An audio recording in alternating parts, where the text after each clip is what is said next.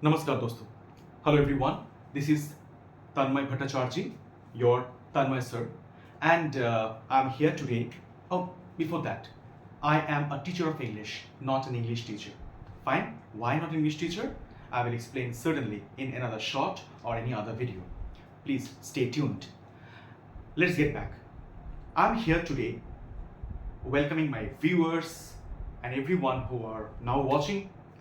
I welcome everyone in today's video.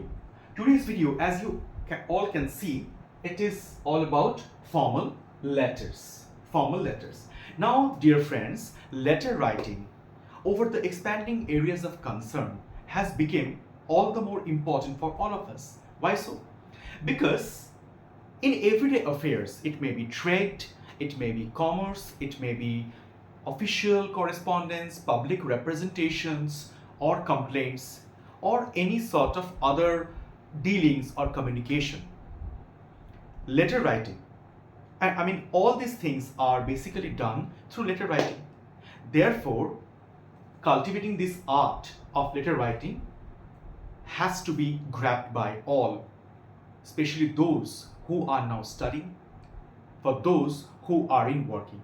Letter writing ही एक ऐसा लौता एक्टिविटी है राइटिंग स्किल में जो अभी पढ़ रहे हैं उनके लिए भी जानना ज़रूरी है, और जो अभी जॉब कर रहे हैं, no matter in which field you are working, सबके लिए जायज़ है कि लेटर राइटिंग किस तरह से लिखा जाता है वो समझे और उसका सही से प्रयोग करें। ठीक है, तो चलिए देखते हैं आज क्या है आप लोगों के लिए फॉर्मल लेटर्स। तो इतना तो हमें सबको पता है कि there are two types of letter. One is a formal letter, another is a personal letter, that is informal letter. Now informal letter is a personal letter. So there we have a pretty much dependence, a pretty much flexibility to write whichever way you wish, you fancy. But in formal letters, जब सवाल आता है formal letter लिखने की, जिसे हम कभी कभी ऑफिशियल लेटर भी कहते हैं, तो वहां पे कुछ डूज एंड डोंट्स का मानना बहुत जरूरी होता है। क्या कहा दोस्तों? डूज एंड डोंट्स, मतलब क्या क्या हम कर सकते हैं और क्या क्या हमें नहीं करना है। ठीक है, तो चलिए आज देख लेते हैं फॉर्मल लेटर को अगर डिवाइड करने की बात आए, क्लासिफाई करने की बात आए, तो we can see that business letters, official letters, job application, and interactive journalism. Now, I'm pretty sure that you know about business letters. You also have learnt about official letters. You also know about job application. But when it comes to this interactive journalism, I think probably for the first time you are hearing this. Not an issue. Journalism, जिसे हम जो पेशा कहते हैं, मतलब जो अखबार वाले होते हैं, जर्नलिस्ट्स, तो वहां पे उस कैटेगरी में एक टाइप का लेटर आता है जो इन सारे लेटर के टाइप से अलग है। Letter to the editor, that is also known sometimes as editorial letter writing.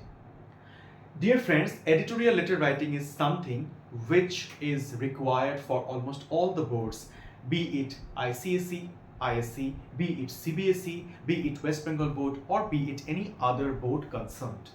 ठीक है, तो सभी बच्चों के लिए ये लेटर टू द एडिटर मैं रिप्रेजेंट करने वाला हूँ, what to do, how to do.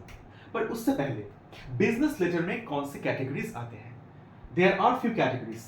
समझने वाली बात कुछ और है यहाँ पे। In business letters you see there are letter to the letter of inquiry, letter of placing orders, letter of complaint, these three. But this letter of complaint and letter of inquiry are also common in official letters. So when it comes to official letter, we have these two examples. One is letter of inquiry, another is letter of complaint, right?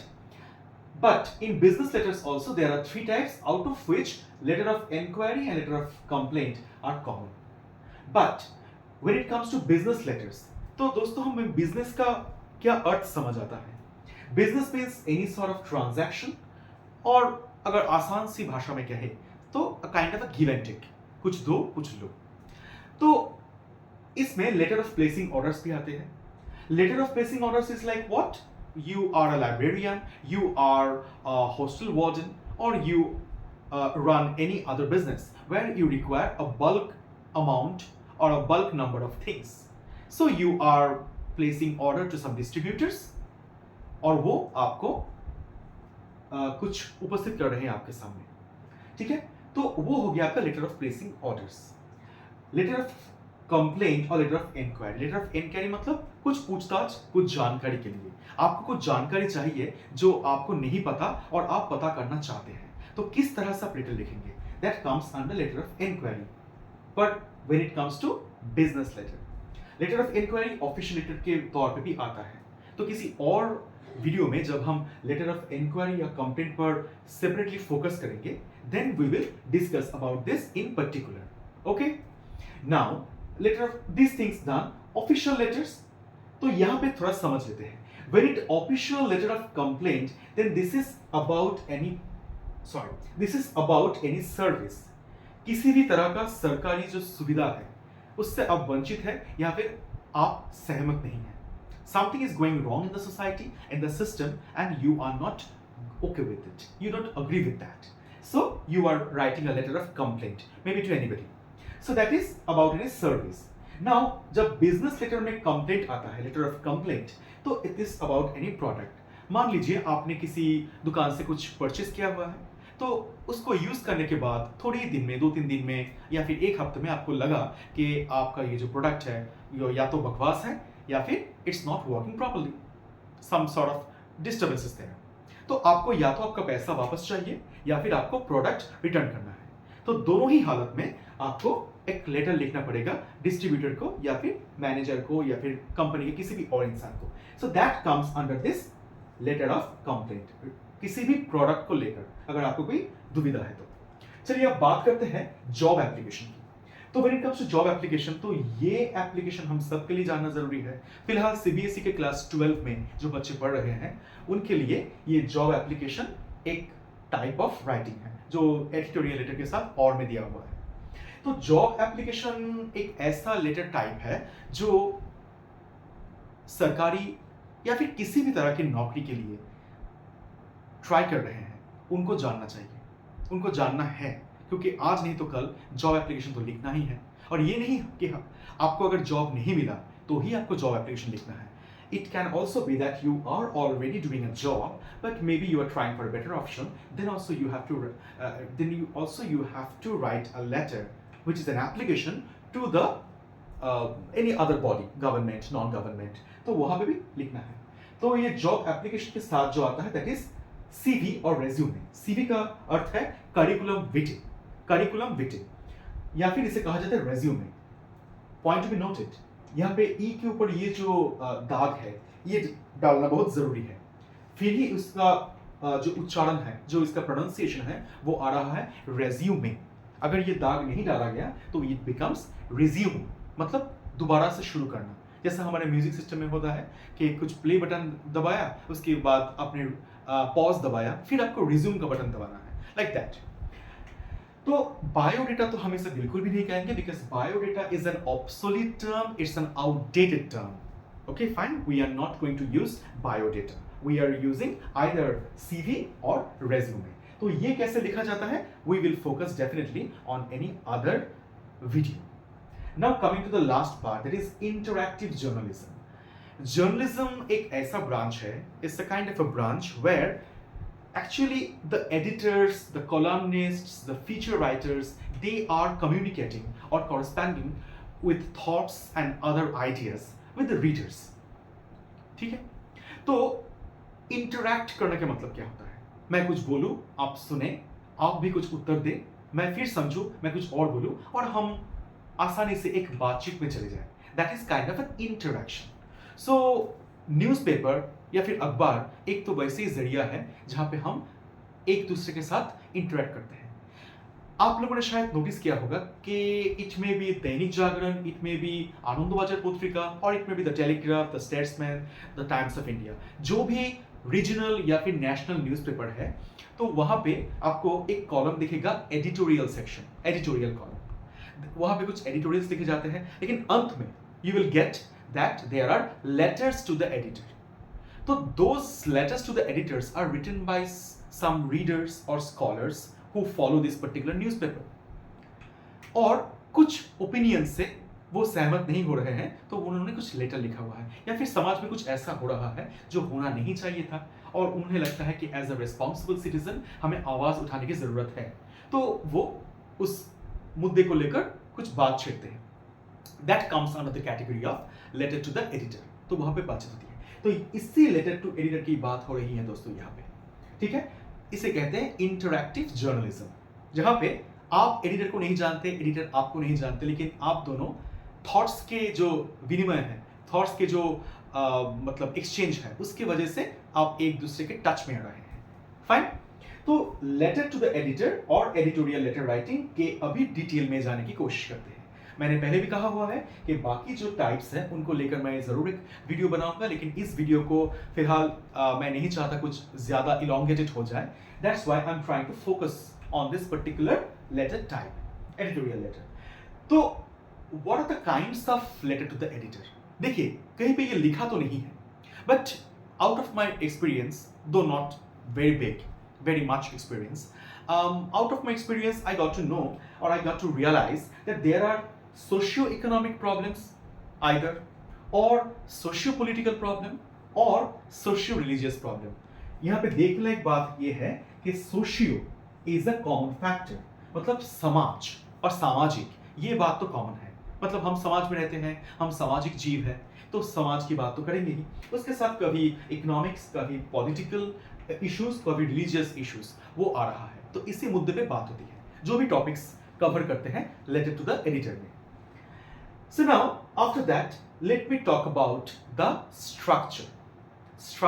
When you talk about the structure, तो यहाँ पे एक बात करते हैं दोस्तों, आइए समझने की कोशिश करते हैं. तो ये क्या हो गया? ये एक, वैसे तो ये एक स्क्वायर बॉक्स हो गया. ठीक है.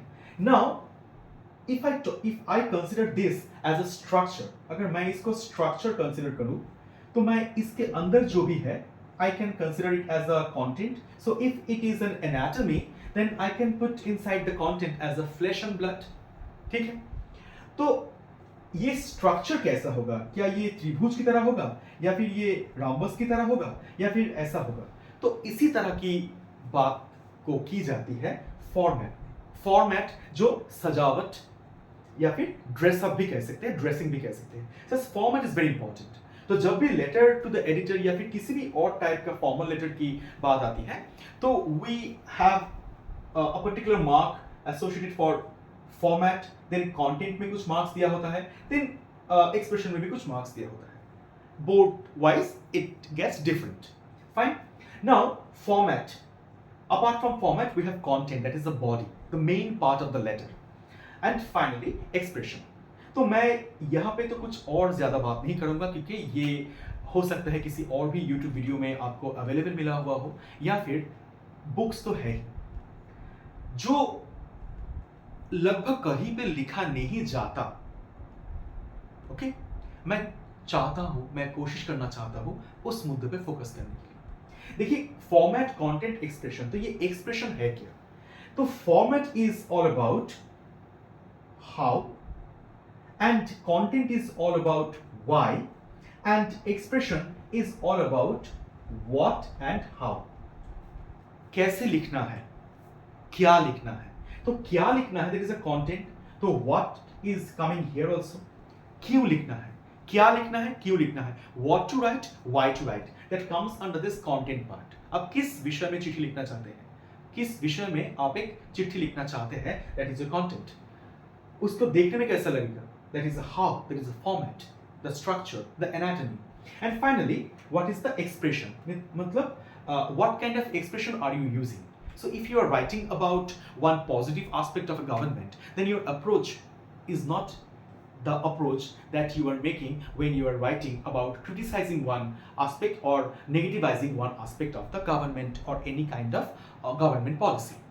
ठीक है. तो ये हो गया एक्सप्रेशन. एक्सप्रेशन में आपको कुछ सेक्टर्स देखने को मिलेंगे. वन इज एक्यूरेसी, मतलब grammatical accuracy, syntactical accuracy, the sentence structure you are using, whether it's right or not, और अगर सही है किस हद तक सही है. Then grammar, basically grammar, sentence structure, spelling, These are the things that comes under accuracy. आपका ग्रामर ठीक है कि नहीं, आपका जो सेंटेंस स्ट्रक्चर है वो ठीक है कि नहीं, और आपका स्पेलिंग कहाँ तक एक्यूरेट है. तो all these are coming under this accuracy. फिर बात करते हैं फ्लुएंसी की. फ्लुएंसी क्या है? Sometimes it happens that you have started your letter writing in one particular direction, but after some time you are getting a zigzag and you are reaching a different conclusion. आप शुरू तो इस point से कर रहे हैं, लेकिन बाद में आप गुम हो जाते हैं और आखिर में जहां तक पहुंचते हैं उससे आपकी शुरुआत का कोई भी नाता नहीं है, कोई भी रिश्ता नहीं है. That shouldn't happen. तो उसे कहते हैं fluency. And finally nowadays we find in the last year also CBSE, say even in this year also it's continuing, that organization of ideas, या फिर जिसे हम कोहेशन भी कह सकते हैं. What is COHESION? मतलब जो आपने लिखा हुआ है तो उसमें जो ये सजावट है, बनावट है, वो कहाँ तक ठीक ठाक है. तो that is all about your cohesion, your organization of ideas, whatever ideas you're placing. तो are they well arranged? Are they coherent enough? Are they cohesive enough? तो ये दिखा जाएगा इस स्ट्रक्चर में. So this is all about the format, what to write. Now, as I said that I don't want to elongate my video here, I wish to present before you all another video that would be the part 2 for editorial letter writing. And in that part 2, I am going to tell you that what are my suggestion box for an effective formal letter writing. ये business letter भी हो सकता है, that is an official letter, that can even be letter to the editor. So my suggestion box I will provide, and I will also provide that in the format of the letter to the editor, what are the points to be included. कितने points होते हैं और किस point को क्या कहते हैं, उसमें क्या लिखना चाहिए, और उससे भी बड़ी बात क्या नहीं लिखना चाहिए, जो हम करते हैं जिस वजह से बच्चों को लिखने के बाद भी ठीक ठाक से मार्क्स नहीं मिलता. क्लास 12 या और 10 का CBSE का कॉपी चेक करने का बहुत सालों का एक्सपीरियंस हो चुका है मुझे. तो वहाँ से मैं कह सकता हूँ, मतलब इंडिया के बहुत से एरिया से मैं कॉपी चेक कर चुका हूँ बच्चों के लिए. तो थोड़ा बहुत अंदाज़ा तो हुआ है कि बच्चे कहाँ पे अटकते हैं, क्या गलती करते हैं. I would like to share those experiences of mind in my next video, जहाँ पे मैं suggestion box, do's and don'ts, the format of the letter. Apart from that, I will explain one question of a letter to the editor along with the answer. कि paragraph 1 में मतलब कितने paragraph होना चाहिए. Paragraph 1, paragraph 2, paragraph 3, 3 paragraph होते हैं एक letter to the editor में. तो how to start with the paragraph 1, how to start with the paragraph 2, and what are the things to be written in paragraph 3, and how to conclude your letter. The way I have designed my ideas regarding editorial letter to help you all with, if you follow this, it is my earnest belief that you will not be disappointed, and it will be proven very fruitful for you. And I can also promise you that this kind of videos or this kind of honest efforts for presenting the videos in such a manner or helping the students is not that much available in the social media. Okay, fine. So with another videos, my next video may not be the part 2 of letter to the editor, but certain other issues. तो मिलते हैं दूसरे video में. बने रहिए, लगे रहिए, और अगर ये वीडियो आपको इंफॉर्मेटिव लगा हुआ तो सब्सक्राइब ज़रूर करें, ताकि मेरे जो भी और वीडियोस हैं, और बाकी तो आपको पता ही है कि लाइक, सब्सक्राइब और कमेंट के बारे में सभी कहते हैं, लेकिन मैं चाहता हूं अगर आपको सचमुच अच्छा लगा तो मुझे इंस्पायर करने के लिए लाइक दीजिए, कोई कंसिडर करने के लिए नहीं, और कमेंट भी कर सकते हैं मुझसे जुड़े रहने के लिए. That if you want to ask more question, if you want some study material, then you can also connect with me in the YouTube comment section. I will definitely get back to you, and that's all. Stay well, stay blessed. Thank you all.